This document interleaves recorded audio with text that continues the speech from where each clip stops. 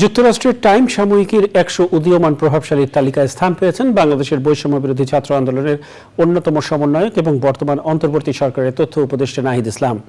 সাময়িকী লিডার্স ক্যাটাগরিতে জায়গা করে নিয়েছেন তিনি। ঢাকা বিশ্ববিদ্যালয়ের সমাজবিজ্ঞানের এই স্নাতক বাংলাদেশের প্রধানমন্ত্রী শেখ হাসিনার বিরুদ্ধে দেশব্যাপী শুরু হওয়া শিক্ষার্থীদের আন্দোলনের অন্যতম মুখ।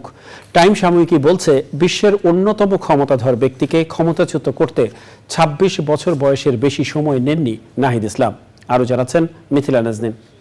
আমাদের ক্যাম্পাসে আমরা কোনো পুলিশের কোনো সন্ত্রাসীদের উপস্থিতি চাই না।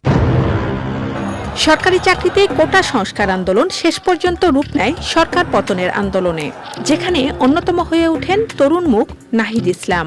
এবার যুক্তরাষ্ট্রের টাইম সাময়িকীর ১০০ উদীয়মান প্রভাবশালীর তালিকায় স্থান পেয়েছেন তিনি।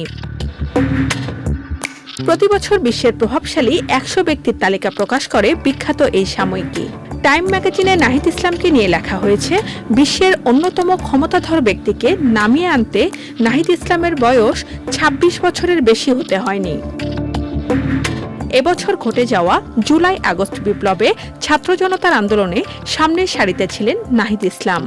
সে আন্দোলনে পতন হয় দীর্ঘ সময় বাংলাদেশের ক্ষমতায় থাকা প্রধানমন্ত্রী শেখ হাসিনা সরকারের এবং দেশ ত্যাগে বাধ্য হন তিনি। বর্তমানে নোবেল বিজয়ী ডক্টর মোহাম্মদ ইউনূসের নেতৃত্বাধীন অন্তর্বর্তী সরকারের ২ জেন জেড উপদেষ্টার মধ্যে নাহিদ ইসলাম একজন। টাইম সাময়িকীকে নাহিদ ইসলাম বলেছেন, আমাদের অবশ্যই নতুন প্রজন্মের আশা আকাঙ্ক্ষা বুঝতে হবে। রাজনৈতিক দলগুলোকে সহিংসতা বন্ধ করতে হবে জানিয়ে নাহিদ ইসলাম বলেন, আমাদের সামনে এগিয়ে যাওয়া প্রয়োজন। Mithila Nazneen, channel I, Dhaka.